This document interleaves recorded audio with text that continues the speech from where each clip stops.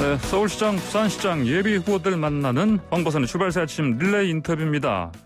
범여권, 진보의 통합까지 거론하면서 민주당 양강구도에서 본격적으로 승부수 띄우기 시작한 후보죠. 더불어민주당 우상호 서울시장 예비 후보 전화로 연결됐습니다. 안녕하십니까?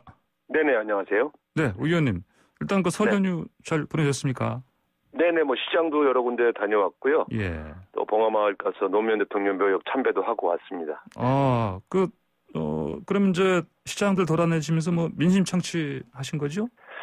네, 보니까 코로나19가 좀 빨리 극복됐으면 좋겠다는 마음들이 굉장히 절실했고요. 예. 또 아무래도 이제 장사가 예전 같지 않으니까 언제 경제 회복이 되나 이런 이제 바람들이 아주 절실해서 예. 아주 그런 마음들 쭉 듣고 더 잘해야 되겠네 이제 이런 각오를 다지고 왔습니다. 예, 그 봉화마을로 다녀오셨는데 네. 특별한 네, 노무현 대통령하고 원래 이제 친분이 있어서 예. 가서 이제 서울시장 나왔으니까 이제 신고도 하러 갔고요. 예. 또 권양수 여사님하고도 또 뵙고 어쨌든 네네. 이 각오를 다지는 계기가 된 것 같아요. 좀 대한민국의 어떤 좀 더 발전을 위해서 더 잘해야 되겠다 이런 생각했습니다. 권양수 여사를 뵈셨다고요? 직접? 네네네. 그러니까 전화 통화라든 그게 아니고. 네네, 전화 통화하면서 이제 대화도 하고. 네. 전화 통화로요? 예. 네네. 예. 어떤 말씀 나누셨습니까? 먼저 일반적인 덕담하시죠. 예. 힘든 일 하시는데 잘하자, 예. 잘 되길 바란다 이런 말씀하셨고 또 옛날 이제 노무현 대통령과 여러 인연들 갖고 또 이런 저런 얘기들을 했고요. 예. 격려해 주셔서 힘이 됐습니다. 예, 알겠습니다. 자, 우상호 의원님 어제 기자회견 하시지 않습니까? 네네. 예, 이제 같은 당의 박영선 누님이라 부르시던 분 후보에게 좀 이제는 좀 발언을 좀 세게 하시는 것 같아요. 빈약한 공약이 민주당답지 못하다. 정책 역량 검증 시작하자.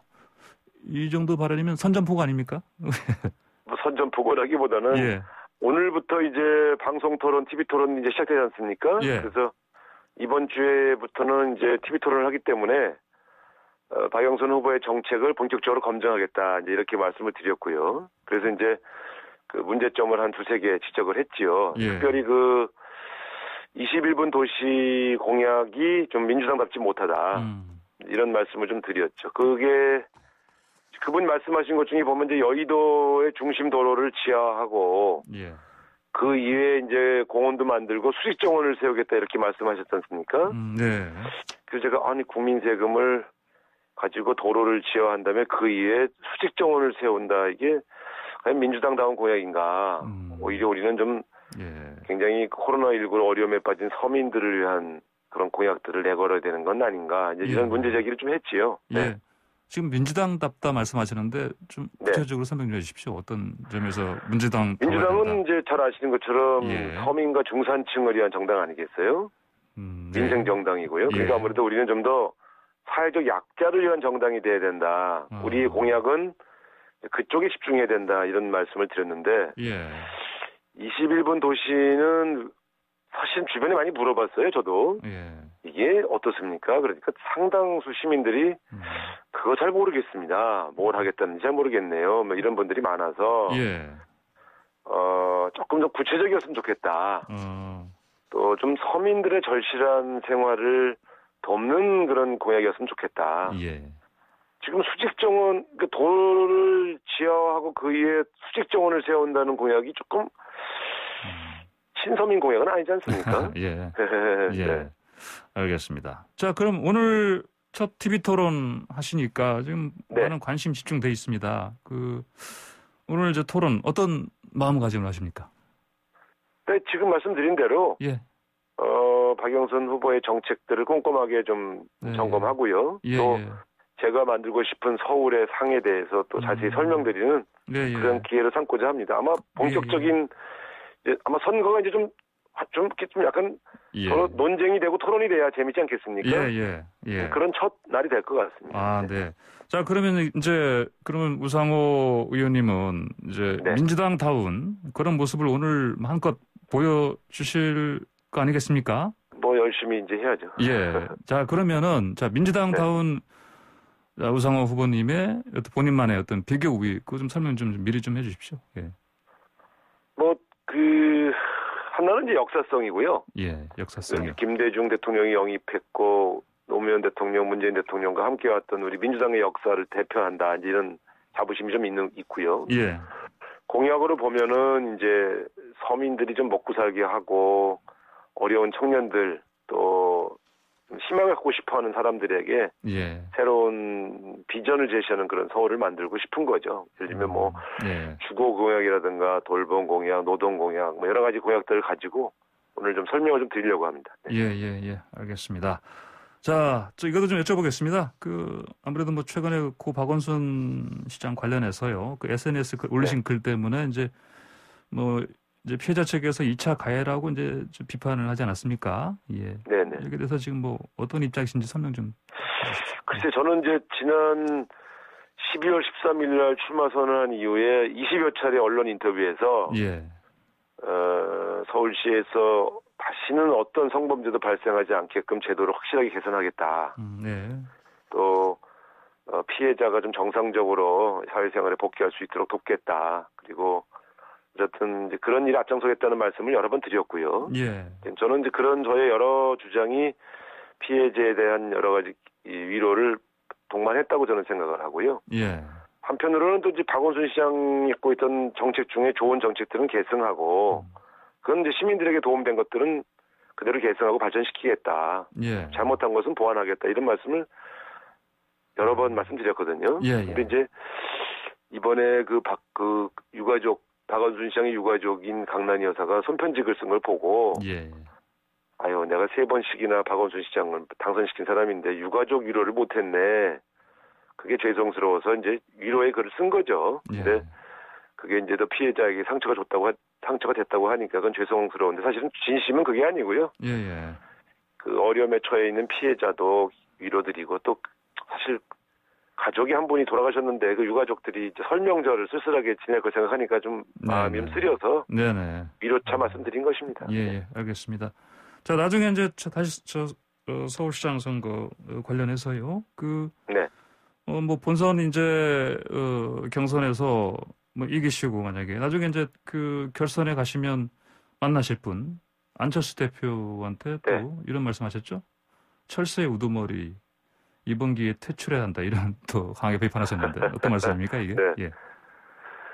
글쎄 저는 사실은 정치하면서 가장 나쁜 정치 행위가 이당 저당 오가는 행위라고 생각합니다. 근데 그런 걸 보통 그렇게 철새라고 하는데 예. 안철수 후보가 사실은 참 당을 많이 왔다 갔다 하셨지 않습니까? 원래 우리 당 대표였다가 또 뭐 국민의당 만들었다가 민생당 갔다가 바른정당하고 통합해서 바른미래당 만들었다가 또 국민의당. 그래서 저는 새 정치 하신다는 분 치고는 너무 당적을 자주 바꾼다. 그런 측면에서 문제를 지적한 것이죠. 어쨌든 잘 되시기를 바라지만 당적 오가고 왔다 갔다 하는 거 이런 행위는 우리 대한민국 국민들이 참 좋아하지 않으시지 않습니까? 그 점을 지적한 거죠. 예, 알겠습니다. 자, 그럼 야권 후보들 얘기 좀 여쭤보겠습니다. 단일화 의제 자체가 이제는 올템 당선 후에 서울시 공동 운영이라든지 연립자치정부라든지 이런 얘기를 좀 하고 있습니다. 네. 이 발언들은 어떻게 보십니까? 글쎄 이제 정책 연합을 해서 이제 공동의 정책을 서울시정에 반영하겠다는 취지라면은 저는 문제가 없다고 보는데요. 예. 가령 정책마다 사사건건 공동으로 결정하겠다 이런 구상이라면 저는 상당히 심각한 문제라고 봅니다. 왜냐하면 그럼 시장이 2명인 셈인데 예. 그 정책 결정을 어떻게 그렇게 할 수 있겠어요? 그래서 아마 정책 연합을 하겠다는 취지라면 큰 문제는 없다고 보는데 이제 매사에 같이 뭘 결정하겠다는 취지는 좀 위험한 것 같습니다. 알겠습니다. 자, 그러면은 우리 설 직전 막판에요. 열린우리당 후보들과 통합 전제 단일화 이루어졌는데 김진애 후보가 됐고요. 네네. 이 진보판 쪽도 뭉쳐야 한다. 이게 선거 필승 전략이다 이렇게 보십니까? 그렇습니다. 지금 이제 여론조사가 여러 번 나왔습니다. 보면 3자 구도인 경우에는 이제 민주당 후보가 누가 되든 이제 승리하는 걸로 나오지만 양자 구도로 갈 경우에는 지금 엎치락뒤치락 하는 걸로 나오지 않습니까? 열린민주당하고는 사실 뿌리가 같은 정당이거든요. 그렇기 때문에 여기하고는 단일화를 해야 되는데 아무래도 그냥 단일화 할 경우에는 또 다 따라오지 않으니까 지지층이요. 총선 이제 보궐선거 이후에 통합한다는 그러한 선언을 하고 단일화를 하면 범진보 진영이 좀 뭉치는 효과가 있지 않겠냐. 그래서 저는 그 통합을 전제로 한 단일화가 필요하다 이런 주장을 하고 있습니다. 네, 알겠습니다. 자, 또 부동산 문제도 제가 얘기 안 할 수가 없는데요. 강북 재개발 강하게 주장하시지 않습니까? 예.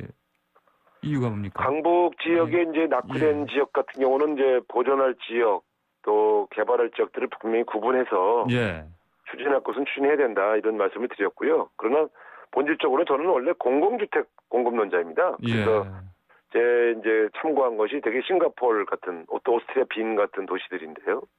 공공주택 비율이 높은 곳은 부동산 가격들이 되게 안정되어 있는 그런 현상들이 나타나거든요. 서울은 공공주택 비율이 한 8% 정도밖에 안 되기 때문에 이거를 상당히 끌어올려야 되겠다. 그런 마음으로 16만 원 공공주택 보급론을 폈지요. 그러니까 재건축 재개발도 부분적으로는 허용을 하겠지만 주된 저의 부동산 정책은 대규모의 공공주택 공급론입니다. 네, 자, 지금 시간 7시 50분 조금 넘었습니다. 우상호 더불어민주당 서울시장 예비후보와 함께 얘기 나누고 있습니다. 자, 그러면 의원님, 철길과 강변도로 위에 공공주택 16만 호 짓겠다 이 말씀하셨는데 이건 어떤 이유로 이런 공약을 내셨습니까? 그러니까 이제 민간 주택들을 공급을 하는 경우에는 요즘 토지 가격이 워낙 올라서요. 저렴한 주택 보급이 좀 어렵고요.